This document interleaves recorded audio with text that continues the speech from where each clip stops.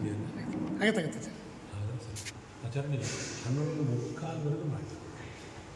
ಇಲ್ಲ ನಾನೇ ಹೇಳ್ತೇನೆ 11:45 ಮಾಡಿ.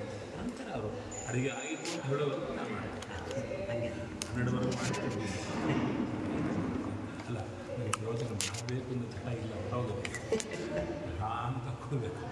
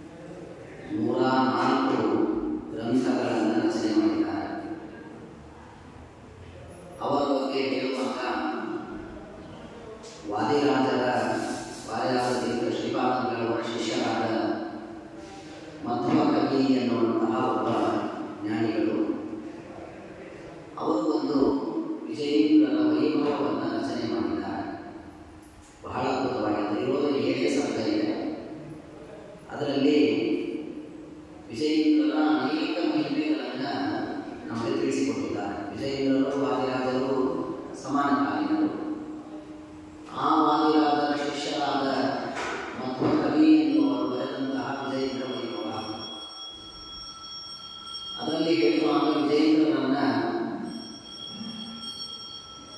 ಕುಬೇರೈವ ದಾಸಃ ಕ್ಷಮಯಾ ಪೃಥಿವೀ ಸಮಃ ಪ್ರಳಯಾಗ್ನಿ ಸಮಕ್ರೋಧೇ ಧೈರ್ಯೇ ಚ ಹಿಮವಾನಿವ ಸ್ವತೇಜಸಾ ಭಾಸ್ಕರ ಸನ್ನಿವೇಶಃ ಸ್ವಮೇಧಯ ದೇವಗುರೂಪಂ ಮಹಾನ್ ಎಂಬುದಾಗಿ ಅನೇಕ ವರ್ಣನೆಯನ್ನೆಲ್ಲ ಮಾಡ್ತಾ ಹೋಗಿದ್ದಾರೆ.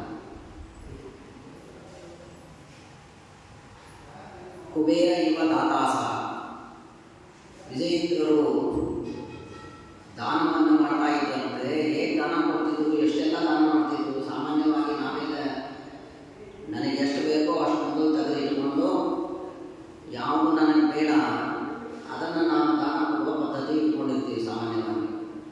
ನೋಡು ನಿಮ್ಗೆ ಎಷ್ಟು ಬೇಕೋ ಅಷ್ಟು ಇಟ್ಕೋ, ಆಮೇಲೆ ಕೊಡುವಂತೆ ಅಂತಂತೀವಿ ನಾವು ನಮ್ಮ ಮಕ್ಕಳಿಗೆ. ಆದರೆ ವಿಜಯೇಂದ್ರರು ದಾನ ಮಾಡ್ತಿದ್ದಂತೆ ನಮ್ಗೆ ಎಷ್ಟು ಬೇಕೋ ಅಷ್ಟು ಇರುವಂತಲ್ಲದೆ ಎಲ್ಲಿಲ್ಲ ಅಂದ್ರೂ ಚಿಂತೆ ಇಲ್ಲ. ಯಾವ ಜ್ಞಾನಿಗಳು, ಸಜ್ಜನರು, ಪಂಡಿತರು, ಸಾತ್ವಿಕರು ಕಷ್ಟದಲ್ಲಿ ಇರಬಾರ್ದು. ಅವ್ರಿಗೆ ಏನು ಬೇಕೋ ಅವರು ಸುಖದಲ್ಲಿ ಇದ್ರೆ, ಅವರು ಸುಖದಿಂದ ಧರ್ಮವನ್ನು ಮಾಡಿದರೆ ದೇವರು ಪ್ರೀತನಾಗ್ತಾನೆ ಅಂತ ಹೇಳಿ ಏನೇನು ಇತ್ತೋ, ಯಾರ್ಯಾರು ಏನು ಜ್ಞಾನಿಗಳಿಗೆ ಬೇಕೋ ಅದನ್ನೆಲ್ಲ ಬೇರೆದಂತೆ ದಾನವನ್ನು ಕೊಡ್ತಾ ಇದ್ದಂತೆ ಅಂಥ ದೊಡ್ಡ ಜ್ಞಾನಿಗಳು. ಧೈರ್ಯ ಚ ಹಿಮವಾನಿಗ, ಕಾಶಿಗೆ ಹೋಗಿ ವಾಕ್ಯಾರ್ಥವನ್ನು ಮಾಡ್ತಾರೆ. ಕುಂಭಕೋಣದಲ್ಲಿ ಅಂತೂ ಅನೇಕ ಬಾರಿ ಅವರು ಶೈವ ಮತಾದಿಗಳನ್ನೆಲ್ಲ ಸೋಲಿಸಿ ಒಂದ್ಸಲ ಅವರು ಎಷ್ಟು ಧೈರ್ಯ ಅವರಿಗೆ ಅಂದರೆ, ಒಂದು ಸರೋವರ, ಆ ಸರೋವರ ಅದು ನಮಗೆ ಸೇರಬೇಕು ಅಂತ ಶೈವರು, ನಮಗೆ ಸೇರಬೇಕು ಅಂತ ವೈಷ್ಣವರು. ತಪಸ್ಸು ಹೇಗಿತ್ತು, ಧೈರ್ಯ ಹೇಗಿತ್ತು, ದೇವರ ಮೇಲೆ ವಿಶ್ವಾಸ ಹೇಗಿತ್ತು ಅನ್ನೋದನ್ನು ಈ ಕಥೆ ಮುಂದೆ ಹೇಳುತ್ತಾರೆ. ಯಾರಿಗೆ ಸೇರಬೇಕು ಅಂತ ಜಗಳ, ನಮಗೆ ನಮಗೆ ಅಂತ ಇಬ್ಬರು ಶೈವರು ವೈಷ್ಣವರು ಎಲ್ಲರೂ ಸೇರಿ ವಿಜಯೇಂದ್ರ ಹತ್ರ ಬರ್ತಾರೆ. ಸ್ವಾಮಿ ಏನು ಮಾಡೋದು, ಏನು ನಿರ್ಧಾರ ಹೇಳಿ. ಸರಿ, ಆಗ ವಿಜಯೇಂದ್ರರು ಒಂದು ನಿರ್ಣಯ ಹೇಳ್ತಾರೆ. ಏನಿಲ್ಲ, ನಾಳೆ ಈ ಸರೋವರದಲ್ಲಿ ಯಾವ ಚಿಹ್ನೆಗಳು, ರುದ್ರದೇವರ ಚಿಹ್ನೆಗಳು ಹೆಚ್ಚಿಗೆ ಸಿಕ್ಕರೆ ಆಗ ಈ ಸರೋವರ ಶೈವನಿಗೆ ಸೇರಿತು ಅಂತ ನಿರ್ಣಯ ಮಾಡೋಣ. ಈ ಸರೋವರದಲ್ಲಿ ವಿಷ್ಣುವಿನ ಚಿಹ್ನೆಗಳು ಹೆಚ್ಚಿಗೆ ಸಿಕ್ಕರೆ ಆಗ ಇದು ದೇವರಿಗೆ ಅಂದರೆ ವೈಷ್ಣವರಿಗೆ ಸಂಬಂಧಪಟ್ಟದ್ದು ಅಂತ ನಿರ್ಣಯವನ್ನು ಮಾಡೋಣ ಅಂತ ವಿಜಯೇಂದ್ರರು ಹೇಳ್ತಾರೆ. ಬಹಳ ಧೈರ್ಯ ಬೇಕಿದ್ದಕ್ಕೆಲ್ಲ ತಪಸ್ಸು ಬೇಕು. ಸರಿ ಆಯಿತು ಅಂತ ಒಪ್ಪಿಕೊಂಡ್ರು. ರಾತ್ರಿ ಕಾಯ್ತಾ ಇದ್ದಾರೆ. ನಾಳೆ ಬೆಳಗ್ಗೆ ಆಗಬೇಕು, ಎಲ್ಲರೂ ಒಂದು ಸರೋವರದಲ್ಲಿ ಹುಡುಕ್ಬೇಕು ಏನೇನು ಸಿಗುತ್ತೆ, ಯಾರು ಹೆಚ್ಚು ಸಿಗುತ್ತೆ ಅಂತ. ಅಷ್ಟರೊಳಗೆ ರಾತ್ರಿ ಕೆಲವರೆಲ್ಲ ಸೇರಿ ಆ ಸರೋವರದಲ್ಲಿ ರುದ್ರದೇವರ ಲಿಂಗಗಳನ್ನೆಲ್ಲ ತಂದು ಹಾಕಿದ್ದಾರೆ. ಆಮೇಲೆ ಬೆಳಗ್ಗೆ ಹುಡುಕಿದ್ರೆ ಅವೇ ಬಹಳ ಸಿಗುತ್ತೆ, ಆಮೇಲೆ ಸರೋವರ ನಮ್ದಾಗತ್ತೆ ಅಂತ. ಏನು ವಿಜಯೇಂದ್ರ ಏನು ಚಿಂತೆ ಮಾಡಿಲ್ಲ, ನಾನು ಬೆಳಗ್ಗೆ ಆಗಿ ದೇವರಿದ್ದಾನೆ, ಯಾಕೆ ಧೈರ್ಯ ಬೆಳಗ್ಗೆ ಆಯಿತು.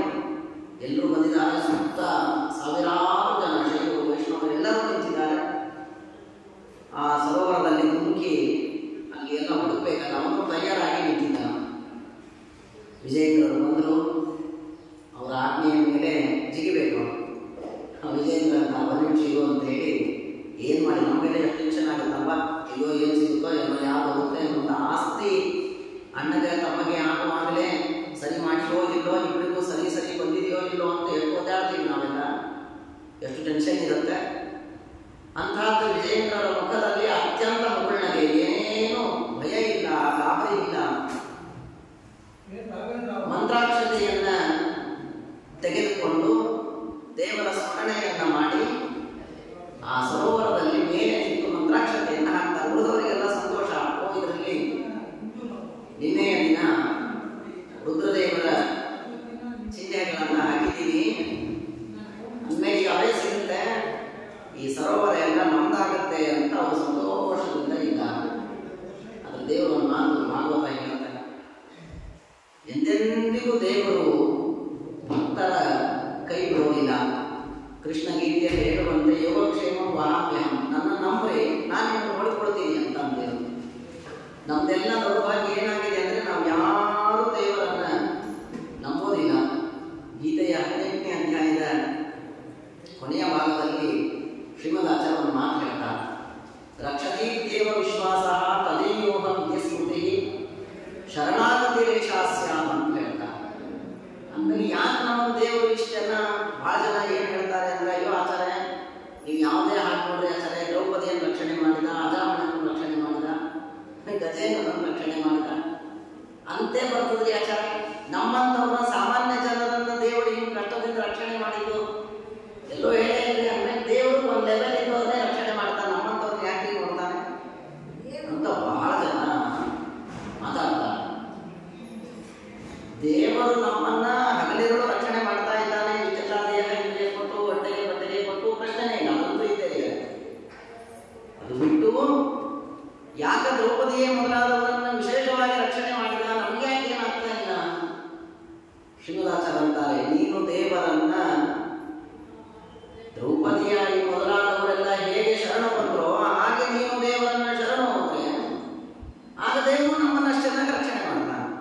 ಏನಾಗಿದ್ದವರೆಲ್ಲ ಶ್ರೀಮದಾಚಾರ್ಯ ಬಾಳಿಂದ ಹೇಳಿ ಕೊನೆಗೆ ಮಾತಾಡ್ತಾರೆ, ರಕ್ಷತಿ ದೇವ ವಿಶ್ವಾಸ ತದೀಯೋಹಂ ವಿದ್ಯಸ್ಮೃತಿ. ನಮ್ಗೆ ಯಾರಿಗೂ ದೇವರಿದ್ದಾನೆ, ಅವ ನಮ್ಮನ್ನು ಏನಿದ್ರು ರಕ್ಷಣೆ ಮಾಡೇ ಮಾಡ್ತಾನೆ, ಅವನು ಬಿಟ್ಟರೆ ನಮ್ಮನ್ನು ಇನ್ಯಾರು ಕಾಪಾಡುವುದು ಎನ್ನುವ ವಿಶ್ವಾಸ ಬಹಳ ಇಲ್ಲ. ನಮ್ಗೇನಾದ್ರೂ ಕಷ್ಟ ಬಂದರೆ ಮೊದಲು ಡಾಕ್ಟರ್ ತಗೊಂಡು ಹೋಗ್ತೀವಿ, ಲಾಯರ್ ತಗೊಂಡು ಹೋಗ್ತೀವಿ, ಆಮೇಲೆ ಹಾಸ್ಪಿಟಲಿಂದ ಬಂದ ಮೇಲೆ ನೋಡು ದೇವ್ರ ಮನೆ ದೀಪದಲ್ಲಿ ನೋಡು ಹಚ್ಚ ನಡಿ ಅಂತಂತೀವಿ. ಅಂದರೆ ಮೊದಲು ಮನುಷ್ಯ ಆಮೇಲೆ ದೇವರು ಅಂತ ಅನ್ನೋರು ನಾವು. ದ್ರೌಪದಿಯೇ ಮೊದಲಾದವರೆಲ್ಲ ಮೊದಲು ದೇವರು ಆಮೇಲೆ ಮನುಷ್ಯರು ಅಂತ ಅನ್ನೋರು. ನಿಮಗೆ ಏನಾಗ್ಬೇಕು ನಾವೆಲ್ಲ? ಯಾಕೆ ದೇವರು ಉತ್ತಮರನ್ನ ಬಹಳ ಬೇಗ ರಕ್ಷಣೆ ಮಾಡ್ತಾನೆ? ಅವ್ರು ಹೇಳಿದ್ದೆಲ್ಲ ಯಾಕಾಗುತ್ತೆ? ಅವರು ದೇವರನ್ನ ಅಚಲವಾಗಿ ನಂಬಿದ್ದಾನೆ, ದೇವರು ನಮ್ಮನ್ನು ರಕ್ಷಣೆ ಮಾಡೇ ಮಾಡ್ತಾನೆ ಎನ್ನುವ ಅಚಲವಾದ ದೃಢವಾದ ವಿಶ್ವಾಸ ಅವರಿಗಿದೆ. ಹಾಗಾಗಿ ಅವರು ಮಾಡಿದ ಕೆಲಸವೆಲ್ಲ ಯಶಸ್ವಿಯಾಗುತ್ತೆ, ಅವರು ಓದಲೆಲ್ಲ ಜಯವಾಗುತ್ತೆ. ಅಷ್ಟು ನಂಬಬೇಕು ಅನ್ನೋದನ್ನು ವಿಜಯೇಂದ್ರರ ಚರಿತ್ರೆ ನಮಗೆ ತಿಳಿಸಿಕೊಡ್ತಾರೆ. ಅಂದಮೇಲೆ ಏನು ಎಲ್ಲರೂ ಶೈವರೆಲ್ಲ ಬಹಳ ಸಂತೋಷದಲ್ಲಿದ್ದಾರೆ. ವಿಜಯೇಂದ್ರರು ಏನು ಚಿಂತೆ ಇಲ್ಲ, ಉಳಿದ ವೈಷ್ಣವರೆಲ್ಲ ಭಯದಲ್ಲಿದ್ದಾರೆ, ಏನಾಗುತ್ತೋ ಏನೋ ಏನಾಗುತ್ತೋ ಏನೋ. ವಿಜಯೇಂದ್ರರಿಗೆ ದೇವರಿದ್ದಾನೆ, ಯಾಕೆ ಚಿಂತೆ ಮಾಡೋದಮ್ಮ, ಅವನು ಬಿಟ್ಟರೆ ಇನ್ಯಾವ ಸುರಕ್ಷಿತ ರಕ್ಷತೆ ಇವುಗಳವೇ. ಅಂದಮೇಲೆ ಆ ದೇವರಿರುವಾಗ ನಾವು ಯಾಕೆ ಸುಮ್ಮನೆ ಚಿಂತೆ ಮಾಡಿ ಟೆನ್ಷನ್ ತಗೊಂಡು ಶುಗರ್ BP ಆಯ್ಕೆ ಮಾಡ್ಕೊಳ್ಬೇಕು? ನಿಮಗೆ ಏನು ಮಾಡಿ ನೋಡಿ, ವಿಜಯೇಂದ್ರರು ಮಂತ್ರಾಕ್ಷತೆಯನ್ನು ತೆಗೆದುಕೊಂಡು ದೇವರ ಸ್ಮರಣೆಯನ್ನು ಮಾಡ್ತಾ ಆ ಮಂತ್ರಾಕ್ಷತೆಯ ಮುಷ್ಟಿಯನ್ನು ಎಲ್ಲರೂ ನೋಡ್ತಾ ಇರುವಾಗ ಸರೋವರದಲ್ಲಿ ಹಾಕ್ತಾನೆ. ಏನು ಮಾಡಿ ಆಮೇಲೆ ಅವನು ಏನು ನಿಂತಿದ್ದ ಎಲ್ಲ ಹುಡುಕುವುದಕ್ಕೆ ಜಿಗಿಯುವುದಕ್ಕೆ ನಿಂತಿದ್ದ ಒಬ್ಬ ವ್ಯಕ್ತಿ. ಅವನಿಗೆ ಹೇಳಿ ಹೋಗಪ್ಪ ಜಿಗಿ. ಅವನು ಜಿಗಿದ, ಕೆಳಗೆ ನೋಡಿದ್ರೆ ಮೇಲೆ ಅವನು ತತ್ತಾನೆ ಇಲ್ಲ. ಆ ಹಿಂದಿನ ದಿನ ಹಾಕಿದ ಏನೇನೋ ಲಿಂಗಗಳಿತ್ತೋ ಅವೆಲ್ಲ ವಾಯುದೇವರ ಪ್ರತಿಮೆಗಳಾಗಿ ದೇವರ ಸಾಲಿಗ್ರಾಮಗಳಾಗಿ ಬದಲಾಗಿರ್ತದೆ. ಕೇವಲ ಮಂತ್ರಾಕ್ಷತೆಯನ್ನು ಹಾಕಿದ್ದರಿಂದ ದೇವರು ತನ್ನ ಮಹಿಮೆಯನ್ನು ತೋರಿಸ್ತಾನೆ, ತನ್ನ ಅನುಗ್ರಹ ಎಷ್ಟಿದೆ ವಿಜಯೇಂದ್ರರ ಮೇಲೆ ಅನ್ನೋದನ್ನು ತೋರಿಸ್ತಾನೆ. ಅಷ್ಟೇ ಅಲ್ಲ, ನೀವು ವಿಜಯೇಂದ್ರರಂತೆ ಅಜಾಮಿಳರಂತೆ ದ್ರೌಪದಿಯಂತೆ ನನ್ನನ್ನು ನಂಬ್ರಿ, ನಾನು ನಿಮ್ಮನ್ನು ಕೈ ಬಿಡೋದಿಲ್ಲ. ಹೇಗೆ ಯಾದವಾರನೇ ಮೊದಲಾದವರನ್ನೆಲ್ಲ ನಾನು ರಕ್ಷಣೆ ಮಾಡಿದೆ, ವಿಜಯೇಂದ್ರರನ್ನು ನಾನು ರಕ್ಷಣೆ ಮಾಡಿದೆ, ಅವರಿಗೆ ಹೇಗೆ ನಾನು ಕೀರ್ತಿಯನ್ನು ಕೊಟ್ಟೆ, ಅದೇ ಕೀರ್ತಿಯನ್ನ ಅಷ್ಟೇ ಜಯವನ್ನ ನಾನು ನಿಮಗೂ ಕೊಡ್ಲಿಕ್ಕೆ ತಯಾರಿದ್ದೀನಿ. ನೀವು ಅವರಂತೆ ನನ್ನ ನಂಬ್ರಿ, ನನ್ನ ಮೇಲೆ ವಿಶ್ವಾಸ ಇಡ್ರಿ. ಏನಾದರೂ ನೀವು ದೇವರನ್ನ ಬಿಟ್ಟು ಬೇರೆಯವರನ್ನ ಶರಣು ಹೊಂದಬೇಡ್ರಿ, ನಾನು ಇದ್ದೀನಿ, ನಿಮಗೆ ನೋಡಿಕೊಡ್ತೀನಿ ಅನ್ನುವ ಭರವಸೆಯನ್ನ ದೇವರು ನಮಗೆ ವಿಜಯೇಂದ್ರರ ಮೂಲಕ ಈ ಚರಿತ್ರೆಯ ಮೂಲಕ ತಿಳಿಸಿಕೊಡ್ತಾ ಇದ್ದಾರೆ. ಧೈರ್ಯ ನೀವು ಬಹಳ ಅದ್ಭುತವಾದ ಇಷ್ಟು ವಿಶ್ವಾಸ ದೇವರಲ್ಲಿ ಬರಬೇಕು ಅಂದರೆ ಬಹಳ ದೇವರಲ್ಲಿ ಶ್ರದ್ಧೆ ಇರಬೇಕು, ನಂಬಿಕೆ ಇರಬೇಕು, ಅಂದರೆ ಮಾತ್ರ ನಮಗೆ ಸಾಧ್ಯತೆ ಇದೆ.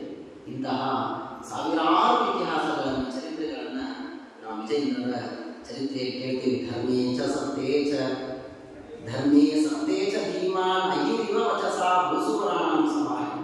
ಬಹಳ ಅದ್ಭುತವಾಗಿದೆ ಇಂಥ ವಿಜಯೇಂದ್ರರು. ಅವರು ಮಾಡಿದ ಅನೇಕ ಸ್ತೋತ್ರಗಳಲ್ಲಿ ಒಂದು ಸ್ತೋತ್ರದ ಒಂದೆರಡು ಮಾತುಗಳನ್ನು ಕೇಳಿ ನನ್ನ ಈ ಜ್ಞಾನ ಕಾರ್ಯವನ್ನು ಇಲ್ಲಿಗೆ ಮುಗಿಸುವ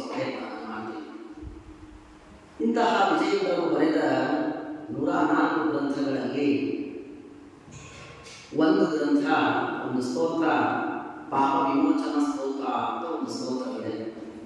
ಬಹಳ ಅದ್ಭುತವಾದ ಸ್ತೋತ್ರ. ನಾವೆಲ್ಲ ಎಷ್ಟು ಪುಣ್ಯ ಮಾಡ್ತೀವಿ ಅನ್ನೋದನ್ನ ಆ ಸ್ತೋತ್ರದಲ್ಲಿ ತಿಳಿಸಿಕೊಡ್ತಾರೆ. ನಾವೆಲ್ಲ ಎಷ್ಟು ಪಾಪ ಮಾಡ್ತೀವಿ ಅನ್ನೋದನ್ನು ತಿಳಿಸಿಕೊಡ್ತಾರೆ. ಎಷ್ಟು ಪುಣ್ಯ ಮಾಡ್ತೀವಿ ಆಚಾರ, ನಾವು ಒಂದು ವರ್ಷಕ್ಕೆ ಆಚಾರ 2 ಸಲ ತಿರುಪತಿಗೆ ಹೋಗ್ತೀವಿ, ಒಂದು 4-5 ಸಲ ಆದರೂ ನಾವು ರಾಯರ ಪ್ರದಕ್ಷಿಣೆ ಸೇವಾ ಅಷ್ಟೊತ್ತು ಎಲ್ಲ ಮಾಡ್ತೀವಿ.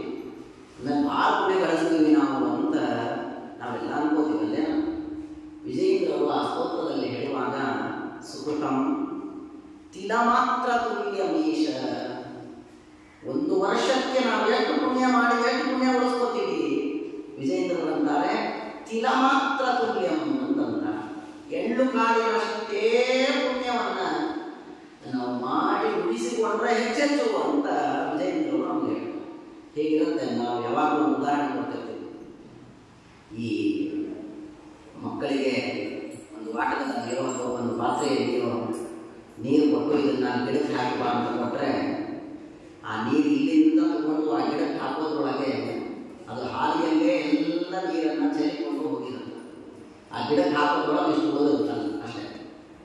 ಹಾಗೆ ನಾವು ಪುಣ್ಯ ಕಾರ್ಯ ಏನೋ ಮಾಡ್ತೀವಿ, ಬೇಕಾದಷ್ಟು ಬರ್ತೀವಲ್ಲ, ಇಲ್ಲಿ ಪ್ರದಕ್ಷಿಣೆ ಹಾಕ್ತೀವಿ, ಸೇವಾ ಮಾಡ್ತೀವಿ, ಹಾಡು ಹಾಡ್ತೀವಿ, ನಮಸ್ಕಾರ ಹೇಳ್ತೀವಿ, ಬೇಕಾದಷ್ಟು ಪುಣ್ಯ ಗಳಿಸ್ತೀವಿ ನಾವು. ಆದರೆ ಗಳಿಸಿದ ಪುಣ್ಯ ಏನಾಗುತ್ತೆ ಅಂದರೆ ಅದು ನಮಗೆ ಮೋಕ್ಷಕ್ಕೆ ಕಾರಣವಾಗುವುದರೊಳಗಾಗಿ ಅಹಂಕಾರ ಪಟ್ಟು ಪುಣ್ಯವನ್ನು ಕಳ್ಕೊಳ್ತೀವಿ. ಕಾಮಕ್ರೋಧಾದಿಗಳಿಂದ ಪುಣ್ಯ ಕಳ್ಕೊಳ್ತೀವಿ. ಆಚಾರ್ಯರಿಗೆ, ಸ್ವಾಮಿಗಳಿಗೆ, ಗುರುಗಳಿಗೆ ಬೈದು ಪುಣ್ಯ ಕಳ್ಕೊಳ್ತೀವಿ. ಹೀಗಾಗಿ ಮಾಡಿದ ಅಥವಾ ಸಕಾಮ ಕರ್ಮಗಳನ್ನು ಮಾಡಿ ಪುಣ್ಯವನ್ನು ನಾಶ ಮಾಡ್ಕೊಳ್ತೀವಿ. ಅಂದಮೇಲೆ ಪುಣ್ಯ ಕಾರ್ಯವನ್ನು ಮಾಡುವುದೇ ಕಷ್ಟ, ಕಡಿಮೆ. ಮಾಡಿದ ಆ ಪುಣ್ಯವನ್ನೆಲ್ಲ ಅಹಂಕಾರಾದಿಗಳನ್ನು ಪಟ್ಟು ಕಳ್ಕೊಂಡು ಕಳ್ಕೊಂಡು ಕಳ್ಕೊಂಡು ಒಂದು ವರ್ಷದೊಳಗೆ ಎಷ್ಟು ಪುಣ್ಯ ಉಳಿದಿರುತ್ತೆ ನಮ್ಮದು? ತಿಲ ಮಾತ್ರ ತುಲ್ಯ, ಎಳ್ಳು ಕಾಳಿನಷ್ಟು ಪುಣ್ಯ ಉಳಿದ್ರೆ ಹೆಚ್ಚೆಚ್ಚು ಅಂತ ವಿಜಯೇಂದ್ರರು ನಮ್ಮನ್ನೆಲ್ಲ ಬೈತಾರೆ, ಹೇಳ್ತಾರೆ. ಹಂಗೆ ಮಾಡಬೇಕಿಲ್ಲ, ಆದಷ್ಟು ಪುಣ್ಯ ಉಳಿಸ್ಕೊರಿ ಅಂತಂತ. ಪಾಪ ಎಷ್ಟು ಮಾಡ್ತೀವಿ ನಾವು ಒಂದು ವರ್ಷಕ್ಕೆ? ದಿನಕ್ಕೆ ಎಷ್ಟು ಪಾಪ ಮಾಡ್ತೀವಿ? ವಿಜಯೇಂದ್ರರಂತಾರೆ ಅಪಿತು ಕ್ರಿಯತೆ ಸದಾ ಘಪೋಕಃ ಪ್ರತಿ ಯಾಮಂ ಸಕಲೈಂದ್ರಿಯೇ ಮುಕುಂದ. ಒಂದು ಯಾಮಕ್ಕೆ, ಒಂದೊಂದು ಗಂಟೆಗೆ, 3 ಗಂಟೆಗೆ ಅಘಪೂಗ ಪಾಪದ ಪರ್ವತಗಳನ್ನೇ ನಿರ್ಮಾಣ ಮಾಡ್ತೀವಿ. ಅಷ್ಟು ಪಾಪಗಳನ್ನು ನಾವು ಕ್ಷಣ ಕ್ಷಣಕ್ಕೂ ಮಾಡ್ತಾ ಇದ್ದೀವಿ. ಪುಣ್ಯವನ್ನು ಮಾತ್ರ ಏನೋ ಮಾಡದೆ ಕಳ್ಕೊಳ್ತಾ ಇದ್ದೀವಿ. ಈ ರೈತರು ಹೊಲದಲ್ಲಿ ಬೆಳೆಯುವಾಗ ಭಾಳ ಚೆನ್ನಾಗಿದೆ ನಮ್ಮ ಸಿದ್ಧಾಂತ. ರೈತರು ಹೊಲದಲ್ಲಿ ಬೆಳೆಯುವಾಗ ಅವರು ಧಾನ್ಯಗಳನ್ನು ಹಾಕ್ತಾರೆ. ಆ ಧಾನ್ಯಗಳನ್ನು ಬೆಳಿಬೇಕು ಅಂತ ಹಾಕಿದ ಬೀಜಗಳನ್ನು ಅದರ ಜೊತೆಗೆ ಈ ಹುಲ್ಲು, ಕಸ, ಕಡ್ಡಿ ಎಲ್ಲ ಬೆಳೆಯುತ್ತೆ. ರೈತ ಯಾವಾಗ ಸಂತೋಷ ಪಡ್ತಾನೆ? ಧಾನ್ಯ ಬಹಳ ಬೆಳೆದು ಹುಲ್ಲುಗಳೆಲ್ಲ ಸ್ವಲ್ಪ ಬೆಳೆದ್ರೆ ರೈತನಿಗೆ ಸಂತೋಷ ಆಗುತ್ತಲ್ವಾ? ಅದೇ ರೈತನಿಗೆ ದುಃಖ ಯಾವಾಗ ಆಗುತ್ತೆ? ಕಸ ಕಡ್ಡಿಗಳೇ ಬಹಳ ಬೆಳೆದು ಧಾನ್ಯಗಳು ಕಡಿಮೆ ಬೆಳೆದ್ರೆ ದುಃಖ ಆಗುತ್ತಲ್ವಾ? ಹಾಗೆ ನಾವೆಲ್ಲ ಯಾವಾಗ ದುಃಖ ಪಡಬೇಕು, ಯಾವಾಗ ಸಂತೋಷ ಪಡಬೇಕು ಅಂದ್ರೆ ನಮ್ಮ ದಿನದ ಏನು ಸಾಧನೆ ಇದೆ, ದೈನಂದಿನ ಏನು ಸಾಧನೆ ಇದೆ, ಅದು ಹೆಚ್ಚಾಗಿ ಅದು ಮುಗಿದು ಅವತ್ತೇನು ವಿಷ್ಣು ಸಹಸ್ರನಾಮೋ, ಹರಿಕಥಾಮೃತಸಾರವೋ, ಶಾಸ್ತ್ರ ಗ್ರಂಥಗಳು ಏನು ಓದೋದಿತ್ತು, ಪಾರಾಯಣ ಮಾಡೋದಿತ್ತು, ಜಪ ಮಾಡೋದಿತ್ತು, ಅದೆಲ್ಲ ಬಹಳ ಮಾಡಿ ಸುಮ್ಮನೆ ವ್ಯವಹಾರಕ್ಕಾಗಿ ಮಾತಾಡೋದು, ಕೆಲಸ ಏನದ ಅದನ್ನು ಮಾಡಿದ್ದು ಸ್ವಲ್ಪ ಕಡಿಮೆ ಆದರೆ ಆಗ ನಾವು ಸಂತೋಷ ಪಡೋದಪ್ಪ, ಇವತ್ತು ಸಾಧನೆ ಭಾಳ ಆಯಿತು, ರೈತ ಧಾನ್ಯ ಹೆಚ್ಚು ಬೆಳೆದಂತೆ ನಮ್ಮ ಸಾಧನೆ ಹೆಚ್ಚಾಯಿತು, ವ್ಯವಹಾರಕ್ಕೆ ಏನು ಬೇಕೋ ಆ ಮಾತುಗಳ ಅನಿವಾರ್ಯತೆ ಅದು ಮಾಡಿ ಆಯಿತು, ಕಡಿಮೆ ಆಯಿತು ಅಂತ ಸಂತೋಷ ಪಡೋದು. ಅದೇನಾಗಿದೆ ನಮ್ಮ ಜೀವನದೊಳಗೆ ಅಂದ್ರೆ ಆ ರೈತ ಧಾನ್ಯ ಕಡಿಮೆ ಬೆಳೆದು ಕಸಕಡ್ಡಿಗಳೇ, ಹುಲ್ಲುಗಳೇ ಬಹಳ ಬೆಳೆದ್ರೆ ಹೇಗೆ ಅವ್ರು ದುಃಖ ಪಡಬೇಕು? ಹಾಗೆ ನಮ್ಮ ಜೀವನದೊಳಗೆ ಮಾತುಗಳೇ ಬಹಳ ಆಗ್ತಾವ, ಇನ್ನೊಬ್ಬರಿಗೆ ಅನ್ನೋದೇ ಬಹಳ ಆಗ್ತದೆ, ಅವ್ರ ಮನೆಯಾಗ ಈಗದ ಮಾತಾಡೋದೇ ಬಹಳ ಆಗ್ತದೆ. ಸಾಧನೆ, ಹರಿಕಥಾಮೃತ ಪಾರಾಯಣ, ಸುಳಾದಿ ಪಾರಾಯಣ, ಜಪ, ಪ್ರದಕ್ಷಿಣೆ ಇದೆಲ್ಲ ಬಹಳ ಕಡಿಮೆ ಆಗ್ತಾವ. ಆದರೆ ಏನು ವಿಚಿತ್ರ ಅಂದ್ರೆ ನಮ್ಗೆ ಯಾರಿಗೂ ದುಃಖ ಇಲ್ಲ, ನಮ್ಗೆ ಯಾರಿಗೂ ಏನು ಅನಿಸ್ತಾನೆ ಇಲ್ಲ. ಆಯ್ತು ನನಗೆ ಇವತ್ತೊಂದು ದಿವಸ ಮುಗಿದು ನನಗೆ ಅಂತ ಆರಾಮಾಗಿ ಇದ್ದೇವೆ. ಅಂದಮೇಲೆ ನಾವು ದಿನ ಸೂರ್ಯಾಸ್ತವಾದರೆ ಇವತ್ತೆಷ್ಟಾಯಿತು ನನ್ನ ಸಾಧನೆ, ಇವತ್ತೆಷ್ಟಾಯಿತು ನನ್ನ ಜಪ, ಇವತ್ತು ಪಾರಾಯಣ ಮುಗಿತೋ ಇಲ್ಲೋ, ಇದೆಲ್ಲದ ಕಡೆಗೆ ಗಮನ ಬಿಟ್ಟರೆ ಆಗ ನಾವು ನಿಜವಾಗಿಯೂ ಈ ದಾರಿಯಲ್ಲಿ ಇದು ಸಾರ್ಥಕವಾಗುತ್ತೆ. ಅಂತೂ ಪುಣ್ಯ ಎಷ್ಟು ಉಳಿತದೆ ನಮಗೆ ಇಡೀ ವರ್ಷದಲ್ಲಿ ಎಷ್ಟು ಪುಣ್ಯವನ್ನ ಗಳಿಸ್ಬೋದು. ವಿಜೇಂದ್ರರಂತಾರೆ ಎಳ್ಳು ಕಾಳಿನಷ್ಟು ಉಳಿಸಿದ್ರೆ ಬಹಳ ಆಯ್ತು. ಪಾಪ ಎಷ್ಟು ಮಾಡ್ತೀವಿ ಪ್ರತಿ ಕ್ಷಣಕ್ಕೂ ಪ್ರತಿಯಾಮಕ್ಕೂ ಎಂದರೆ ಬೆಟ್ಟಗಳಷ್ಟು ಪಾಪಗಳನ್ನ ನಾವು ಮಾಡ್ತಾ ಇದ್ದೀವಿ ಅಂತ ವಿಜೇಂದ್ರರು ಹೇಳ್ತಾರೆ. ಹಾಗಾದ್ರೆ ಶಿಷ್ಯನ ಕೇಳಿದ್ರು, ಸ್ವಾಮಿ ಇಷ್ಟೆಲ್ಲ ಪಾಪಗಳನ್ನ ಹೇಗೆ ಕಳ್ಕೊಳ್ಳೋದು? ಪ್ರತಿಯೊಂದು ಇಂದ್ರಿಯಗಳಿಂದ ಮಾಡಿದ ಪಾಪಗಳನ್ನ ಹೇಗೆ ಕಳ್ಕೊಳ್ಬೇಕು ಅಂತ ಶಿಷ್ಯರು ಕೇಳಿದ್ರೆ ವಿಜೇಂದ್ರರು ಒಂದೊಂದು ಇಂದ್ರಿಯಗಳಿಂದ ಮಾಡಿದ ಪಾಪಗಳ ಪರಿಹಾರಕ್ಕೆ ಉಪಾಯವನ್ನ ನಮಗೆ ತಿಳಿಸಿಕೊಟ್ಟಿದ್ದಾರೆ. ಬಹಳ ಬಹಳ ಚೆನ್ನಾಗಿ. ಏನೇನು ಮಾಡೋದು ನೋಡಿ. ವಿಜೇಂದ್ರರಂತಾರೆ, ತಲೆಯಿಂದ ಮಾಡಿದ ಪಾಪಗಳು ನಿನಗೆ ಕಡಿಮೆ ಆಗಬೇಕಾ? ನೀನು ಜನ್ಮಾಂತರದಲ್ಲಿ ತಲೆ ನೋವು ಅಂತ ಒದ್ದಾಡಬಾರ್ದು. ಜನ್ಮಾಂತರದಲ್ಲಿ ಬುದ್ಧಿ ಶೂನ್ಯನಾಗಿ ಹುಟ್ಟಬಾರ್ದು. ಉತ್ತಮವಾದ ಬುದ್ಧಿ ಉಳ್ಳವನಾಗಿ, ಉತ್ತಮವಾದ ಮೇಧಸ್ಸುಳ್ಳವನಾಗಿ, ಯಾವ ತಲೆಯ ಬೇರೆ ಇಲ್ಲದೆ ಜೀವನವನ್ನು ಮಾಡಬೇಕಾ? ದೇವರ ಚಿಂತನೆಯೇ ನಿನ್ನ ಮುಂದೆ ಯಾವಾಗಲೂ ಜನ್ಮಾಂತರದಲ್ಲಿ ಬರುವಾಗ. ಹಾಗಾದ್ರೆ ಒಂದು ಕೆಲಸ ಮಾಡು, ಯಾವಾಗಲೂ ಈ ಜನ್ಮದಲ್ಲಿ ಇನ್ನು ಎಷ್ಟು ವರ್ಷ ಆಯುಷ್ಯ ಇದೆಯೋ ಅಷ್ಟು ವರ್ಷ ಏನ್ ಮಾಡು ಅಂದ್ರೆ ಶ್ರುತಿಜಾನಂದ ಪರೇಣ ಸದ್ಗುಣ, ದೇವರ ಗುಣಗಳನ್ನ ಜ್ಞಾನಿಗಳ ಮಹಿಮೆಗಳನ್ನ ಕೇಳಿದಾಗ ಏನ್ ಮಾಡು? ಶ್ರುತಿಜಾನಂದ ಪರೇಣ ಸದ್ಗುಣ, ಅವರ ಗುಣಗಳನ್ನ ಮಹಿಮೆಗಳನ್ನ ಕೇಳಿದಾಗ ಸಂತೋಷದಿಂದ ನಿನ್ನ ಶಿರವನ್ನ ಕಂಪನ ಮಾಡು. ಸಂತೋಷವಾಗೇ ದೇವರ ಮಹಿಮೆ ಅಂತ ಅಂತೀವ ನಾವು ಎಂದಾದರೂ? ಇಲ್ಲ, ಯಾವ್ದಾದ್ರು ಸಿನಿಮಾ ಅಥವಾ ಮಕ್ಕಳು ಏನಾದ್ರು ಮಾಡಿದ್ರೆ ಎಷ್ಟು ಸಂತೋಷ ಆಗುತ್ತೆ ನಮ್ಗಲ್ವಾ? ಹಾಗಾದ್ರೆ ನಾವಿಲ್ಲ ಅಂದ್ರೆ ಜನ್ಮಾಂತರದಲ್ಲಿ ತನ್ನೋ ಬರಬಾರ್ದ? ಯಾರಿಗೆ ಬುದ್ಧಿ ಸರಿ ಇರ್ಬೇಕಾ? ಹಾಗಾಗಿ ಏನ್ ಮಾಡೋಣ? ಇವತ್ತಿನಿಂದ ವಿಜೇಂದ್ರರು ಏನಂತಾರೆ? ದೇವರ ಗುರುಗಳ ಮಹಿಮೆಯನ್ನ ಕೇಳಿದಾಗ ಸಂತೋಷದಿಂದ ನೀನು ಆನಂದವನ್ನ ಕೊಡು, ತಲೆಯನ್ನು ಅಲ್ಲಾಡಿಸು. ಏನ್ ದೇವರ ಮಹಿಮಾ ಅಂತನೋ ಆಗ ಜನ್ಮಾಂತರದಲ್ಲಿ ತಲೆಗೆ ಸಂಬಂಧಪಟ್ಟ ಯಾವ ರೋಗಗಳು ದುಃಖಗಳು ಇಲ್ಲದಿದ್ದ ಅಂತ ದೇವರು ರಕ್ಷಣೆ ಮಾಡ್ತಾನೆ. ತಲೆಯಿಂದ ಮಾಡಿದ ಎಲ್ಲ ಪಾಪಗಳನ್ನ ದೇವರು ನಾಶ ಮಾಡಿ ಹಾಕ್ತಾನೆ. ಬಹಳ ಚೆನ್ನಾಗಿದೆಲ್ಲ. ಇಷ್ಟು ಸುಲಭವಾಗಿ ದೇವರು ಪಾಪಗಳಿಗೆ ನಮ್ದು ಉದಯವ. ನಾವು ಇದನ್ನ ಮಾಡಲ್ಲ.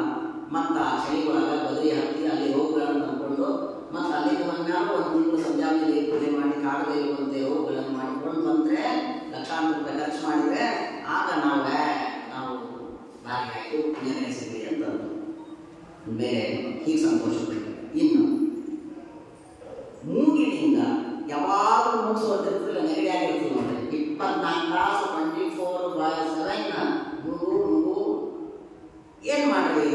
ವಿಜೇಂದ್ರರಂತಾರೆ, ನೀನು ಯಾವಾಗಲೂ ದೇವರ ನಿರ್ಮಾಲ್ಯದ ಆಘ್ರಾಣವನ್ನ ವಾಸನೆಯನ್ನ ತೆಗೆದುಕೋ. ಮಠಕ್ಕೆ ಹತ್ರ ಇದೆಯಲ್ಲ, ಎಲ್ಲರೂ ಮಠಕ್ಕೆ ಬರ್ರಿ, ನಿರ್ಮಾಲ್ಯದ ಹೂವು ಹಾಕಿರ್ತಾರ, ತುಳಸಿ ಹಾಕಿರ್ತಾರ, ಅದರ ವಾಸನೆಯನ್ನ ನೋಡ್ರಿ, ಇಷ್ಟು ಸಾಕಂತೆ. ಏನಾಗುತ್ತೆ ಅದರಿಂದ? ಯಾರು ದೇವರ ಗುರುಗಳ ನಿರ್ಮಾಲ್ಯದ ವಾಸನೆಯನ್ನ ನೋಡ್ತಾರ, ಏನ್ ಮಾಡ್ಬೇಕಾಗಿಲ್ಲ, ವಾಸನೆ ನೋಡಿದ್ರೆ ಸಾಕಂತೆ.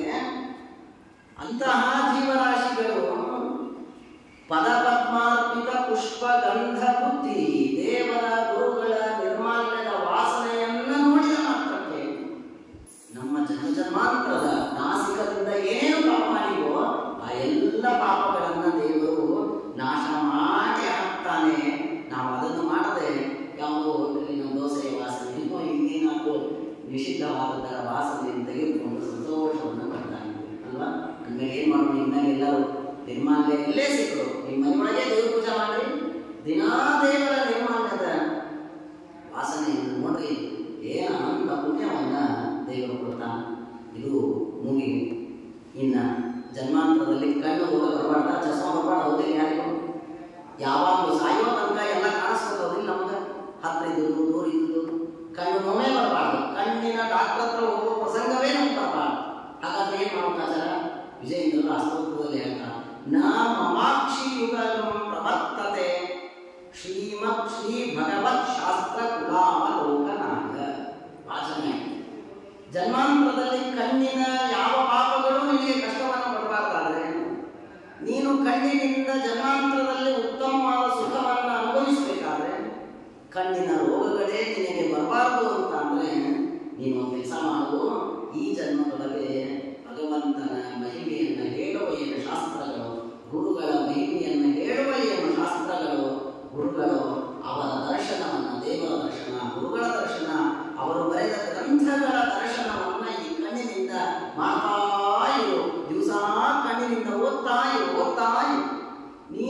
ಕಣ್ಣಿನಿಂದ ಎಷ್ಟೆಷ್ಟು ದೇವರ ಗುರುಗಳ ದರ್ಶನ ಮಾಡ್ತೀಯೋ, ಈ ಕಣ್ಣಿನಿಂದ ಎಷ್ಟೆಷ್ಟು ದೇವರ ಗುರುಗಳ ಗ್ರಂಥಗಳನ್ನು ಓದ್ತೀಯೋ, ಅಷ್ಟು ನಿನಗೆ ಜನ್ಮಾಂತರದಲ್ಲಿ ಮಾಡಿದ ಕಣ್ಣಿನ ಏನೇನು ಪಾಪಗಳಿವೆ ಅವುಗಳನ್ನೆಲ್ಲ ನಾಶ ಮಾಡಿ ಜನ್ಮಾಂತರದಲ್ಲಿ ಕಣ್ಣಿನ ರೋಗಗಳೇ ಕಷ್ಟಗಳೇ ನಿಮಗೆ ಬರದೇ ಇದ್ದಂತೆ ದೇವರು ರಕ್ಷಣೆ ಮಾಡ. ಬಹಳ ಚೆನ್ನಾಗಿದೆ, ಸರಳ ಇದೆ. ಎಲ್ಲರ ಮನೆಯಲ್ಲಿ ಪುಸ್ತಕ ಇದೆಯಲ್ವಾ? ಯಾರ ಮನೆಯಲ್ಲಿ ಇಲ್ಲ?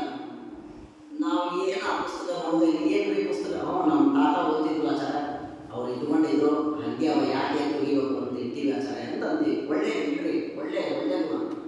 ಕೇವಲ ಇಡುವುದಲ್ಲದೆ ಆ ಪುಸ್ತಕಗಳನ್ನು ತೆಗೆದು ಅವುಗಳನ್ನು ಆಗಾಗ ದಿನಕ್ಕೆ ಒಂದು ಲೈನ್ ಆದರೂ ಅವುಗಳನ್ನು ಅಧ್ಯಯನ ಮಾಡುವ ಪ್ರಯತ್ನವನ್ನು ಮಾಡೋಣ. ನಮಗೋಸ್ಕರ ಬರೆದ ಮೊದಲ ಗ್ರಂಥಗಳನ್ನು ನಾವೇ ಓದದೇ ಇದ್ರೆ ಇನ್ಯಾರು ಓದಬೇಕು? ಓದಿನ ಹರಿಕಥಾಂಸಾರ ಯಾವ ಸಲ ಬರ್ದಾರ? ದಾಸರು ನಮ್ಮ ಸಲಗೆ ಬರ್ದಾರ. ನಾವೇ ಅದನ್ನು ತೆಗೆದು ಪುಸ್ತಕ ತೆಗೆದು ನೋಡದೇ ಇದ್ರೆ ಇನ್ನು ಬರದೇನು ನಮಗೋಸ್ಕರ ಯಾಕೆ ಬರೀಬೇಕಾಗಿ? ಅಂದಮೇಲೆ ನಾವೆಲ್ಲ ಏನು ಮಾಡೋಣ? ಬಿಡಿ ಅದೇನ ಜ್ಞಾನ ಬಿಡಿ ಅದನ್ನು ಕೇಳೋಣ. ಜನ್ಮಾಂತರದಲ್ಲಿ ಇಂದ್ರಿಯಗಳಿಗೆ ರೋಗ ಬರಬಾರದು ಅಂತಾದರೆ, ಸಾಯುವ ತನಕ ಈ ಕಣ್ಣು ಆರೋಗ್ಯದಿಂದ ಇರಬೇಕು ಎನ್ನುವುದಾದರೆ ಇವತ್ತಿನಿಂದ ಏನು ಮಾಡಲಿ? ವಿಜಯೇಂದ್ರರು ಹೇಳ್ತಾ ಇದ್ದಾರೆ, ದೇವರ ಗುರುಗಳ ಮಹಿಮೆಯನ್ನ ಹೇಳುವ ಶಾಸ್ತ್ರ ಗ್ರಂಥಗಳ ಅವಲೋಕನವನ್ನ ಕಣ್ಣು ತೆಗೆದ ಆ ಗ್ರಂಥವನ್ನ ನೋಡಿ ಓದ್ರಿ, ಗುರುಗಳ ದೇವರ ದರ್ಶನ ಮಾಡಲಿ. ಕಣ್ಣಿನಿಂದ ನಿಮ್ಮ ಕಣ್ಣಿನ ಸಕಲ ರೋಗಗಳು, ಪಾಪಗಳು, ದುಃಖಗಳೆಲ್ಲ ದೇವರು ಪರಿಹಾರ ಮಾಡಬೇಕು. ಎಲ್ಲರೂ ಮಾಡೋಣ. ಇನ್ನು ಯಾರಿಗೆ ಜನ್ಮಾಂತರದಲ್ಲಿ ಶ್ರವಣಾಯ ಸಂತತಾಯ ಕಿವಿ ರೋಗ ಬರಬಾರ್ದ? ಕಿವಿಗೆ ನಾವು ಸಾಕೊಂಡು ಕಿವಿ ನೋವು ಅಂತ ಒದ್ದಾಡಿ ಬಹಳ ಕಷ್ಟಪಡುತ್ತಲ್ವ? ಆಮೇಲೆ ಯಾರಿಗೆ ಜನ್ಮಾಂತರದಲ್ಲಿ ಕಿವಿ ನೋವು ಬರಬಾರದು, ಕಿವಿ ನೋವಿನ ಎಲ್ಲ ದುಃಖಗಳು ಪಾಪಗಳು ಕಡಿಮೆ ಆಗ್ಬೇಕಾ? ಹಾಗಾದ್ರೆ ವಿಜಯೇಂದ್ರರು ನಮಗೊಂದು ಉಪಾಯವನ್ನು ತಿಳಿಸಿಕೊಡ್ತಾರೆ. ಏನ್ ಮಾಡಪ್ಪ ಈ ಜನ್ಮದೊಳಗೆ ನೀನು ಉಪಾಯ ಏನ್ ಮಾಡು? ಸತ್ಕಥಾಯ ಯತೇತೆ ತವ ಪುಣ್ಯ ಕೀರ್ತನಸ್ಯ. ಇಷ್ಟೇ ಮಾಡು. ಏನ್ ಮಾಡು? ದೇವರ ಗುರುಗಳ ಮಹಿಮೆಯನ್ನ ಸದಾ ಕಾಲ ಕೇಳ್ತಾ ಇರು. ನಿನ್ನ ಶ್ರವಣೇಂದ್ರಿಯ ಲೌಕಿಕ ವಿಷಯಗಳನ್ನ ಕೇಳದೆ ಶಾಸ್ತ್ರದ ವಿಷಯಗಳನ್ನೇ ಸದಾ ಕಾಲ ಶ್ರವಣ ಮಾಡ್ತಿತ್ತು ಎನ್ನುವುದಾದರೆ ಆಗ ಎಷ್ಟು ಚೆನ್ನಾಗಿದೆ ನೋಡಿ ಉಪಾಯ. ಏನ್ ಖರ್ಚಿಲ್ಲ, ಏನ್ ಕಷ್ಟ ಇಲ್ಲ. ಇವತ್ತೆಲ್ಲ ನೀವು ದಿವಸ ಇಲ್ಲಿ ಮಠದ ಹತ್ರ ಇದ್ದೀರಿ, ಎಲ್ಲರೂ ಈ ದಿವಸ ಉಪನ್ಯಾಸ ಮುಗಿಯುತ್ತೆ, ಇಲ್ಲಿ ಬರೀ ಉಪನ್ಯಾಸ ಕೇಳಿ. ಇಲ್ಲಿ ಉಪನ್ಯಾಸ ಇಲ್ಲದೇ ಇರುವ ಸಮಯದಲ್ಲಿ ಬೇಕಾದಷ್ಟು ದುಡ್ಡು ಒಳಗ ನೀವು ಹೋಗಿ ಅಲ್ಲಿ ಸ್ವಚ್ಛ ಮಾಡಿದ್ರೆ ಸಾಕು, ಎಲ್ಲ ಯತಿಗಳ ಜ್ಞಾನಿಗಳ ಉಪನ್ಯಾಸಗಳು ಬರ್ತಾನೇ ಅದನ್ನ ಹಚ್ಚಿ ಅದನ್ನು ಮುಂದೆ ಕೂತು ಅದನ್ನು ಶ್ರವಣ ಮಾಡೋದ್ರಿಂದ ನಮ್ಮ ಜನ್ಮಾಂತರದಲ್ಲಿ ಮಾಡಿದ ಅವರಿಗಳ ಬಗ್ಗೆ ಕೇಳಿದ ಸ್ವಾಮಿಗಳನ್ನು ಯಾರೋ ಬೈತಿದ್ರು, ಅದನ್ನು ಕೇಳಿದ್ದೆ, ಪಾಪ ಬಂದಿತ್ತು. ಗುರುಗಳ ಮಹಿಮಾ ಕೇಳಿ, ದೇವರ ಮಹಿಮಾ ಕೇಳಿ, ದೇವರು ಆ ಕಿವಿಯಿಂದ ಮಾಡಿದ ಏನೇನು ಪಾಪಗಳು ಅದನ್ನೆಲ್ಲ ನಾಶ ಮಾಡಿ ಸರಳ ಉಪಾಯ ಇಲ್ಲ. 1 ರೂಪಾಯಿ ಖರ್ಚಿಲ್ಲದೆ, ಲಕ್ಷಾಂತರ ರೂಪಾಯಿ ಖರ್ಚಿಲ್ಲದೆ ದೇವರು ಇಷ್ಟೆಲ್ಲ ಒಳ್ಳೆಯ ಫಲವನ್ನು ನಮಗೆ ಶಾಸ್ತ್ರಗಳ ಗುರುಗಳ ಮೂಲಕ ಕೊಡಿಸುವುದನ್ನು ತಯಾರಿದ್ದಾನೆ. ನಾವು ಇವುಗಳನ್ನು ಮಾಡದೆ ಇನ್ನೇನು ಮಾಡಿ ನಾವು ನಮಗೆ ಶ್ರವಣಾಯ ಸತ್ಕಥಾಯ ನ ಯತೇತೆ ತವ ಪುಣ್ಯ ಕೀರ್ತನಸ್ಯ. ವಿಜಯೇಂದ್ರ ಸ್ವಾಮಿ ನಮ್ಮ ಕಿವಿ ಇಟ್ಟು ಪಾಪಿಷ್ಟವಾದದ್ದು ಇದು ಅಂದ್ರೆ ನಿಮ್ಮ ಮಹಿಮಾ ಕೇಳಬೇಕು ಅಂದ್ರೆ ದಾಸರು. ಅದೇ ಯಾವ್ದಾದ್ರು ಸಿನಿಮಾ ಹಾಡು ಕೇಳೋಣ ಅಥವಾ ಇನ್ಯಾವುದಾದ್ರು ಮನೆಯ ವಾರ್ತೆ ಕೇಳೋಣ ಅಂದ್ರೆ ಎಲ್ಲಿಲ್ಲದ ರೂಪಿನಿಂದ ಕೇಳ್ತದೆ, ನಿದ್ದೆ ಬರಲ್ಲ, ಸಾಕು ಅಂತ ಅನ್ಸಲ್ಲ.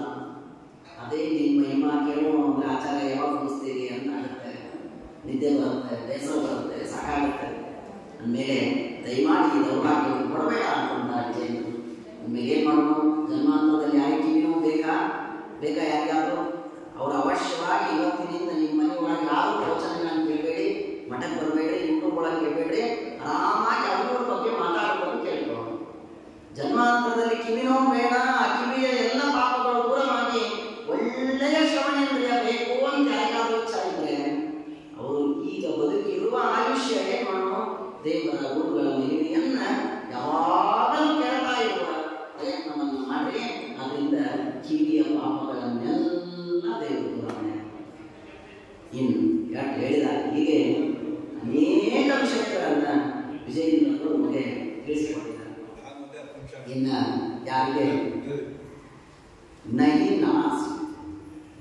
ನಾರೇಚ್ಯುತ ಮಾಧವೇಶ ಕೃಷ್ಣ ಹರಿಗೋವಿಂದ ಮುಕುಂದ ನಾಮ ಜಾತಂ ನಹಿ ಕೀರ್ತಯತೀಹ ಮೇ ಕುಜಿಹ್ವಾ ಅಪಿತು ದುರ್ಲಿಂಗ ಬಲಾಂಕಿತಾಂ ಶಬ್ದ. ಯಾರಿಗೆ ಜನ್ಮಾಂತರದಲ್ಲಿ ಹಲ್ಲುಂಗು ಬೇಡ, ನಾಲಿಗೆ ಕಷ್ಟ ಆಗುವುದು ಬೇಡ, ಕೆಲವರಿಗೆ ಗಂಟಲು ಪಾಪ ಕ್ಯಾನ್ಸರ್ ಆಗಿಯೋ ಇನ್ನೇನೋ ಆಗಿಯೋ ಇದೆಲ್ಲ ನೋಡಿರುತ್ತೆ. ದೇವರ ಅನುಗ್ರಹ ನಮ್ಗೆ ಯಾರು ಗಂಟಲಿನ ಕ್ಯಾನ್ಸರ್ ಕೊಟ್ಟಿಲ್ಲ. ದೇವರು ಕೊಟ್ಟ ಎಂದರೆ ಇರೋದೇ 2 ನಾಳ ಇದೆ, ಒಂದು ಊಟದ್ದು ಒಂದು ನೀರಿನ.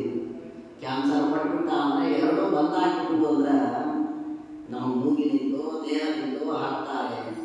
ಎಷ್ಟು ಭಯಾನಕ. ಲಕ್ಷಾಂತರ ರೂಪಾಯಿ ಖರ್ಚು ಮಾಡಿ ಬದುಕಬೇಕು. ಯಾಕೆ ಬದುಕಬೇಕಲ್ವಾ? ಅದೆಲ್ಲ ಖರ್ಚು ಮಾಡಿ ದೇವರು ಸರಳವಾಗಿ ನಮಗೆ ಎಲ್ಲ ಏನಾದರೂ ತಿಂದ್ರೆ ಆರಾಮಾಗಿ ಹೋಗುತ್ತಲ್ವ. ಅಂದಮೇಲೆ ಇಷ್ಟು ಒಳ್ಳೆಯ ಸೌಭಾಗ್ಯವನ್ನ ಜನ್ಮಾಂತರದಲ್ಲಿಯೂ ನಾವು ಪಡಿಬೇಕಾ? ನಮಗೆ ಎಂದೆಂದಿಗೂ ಬಾಯಿಗೆ ಸಂಬಂಧಪಟ್ಟ, ಗಂಟಲಿಗೆ ಸಂಬಂಧಪಟ್ಟ ಯಾವ ರೋಗಗಳು ದುಃಖಗಳು ನಮಗೆ ಬರಬಾರ್ದ, ಕಷ್ಟಗಳು ಬರಬಾರ್ದ.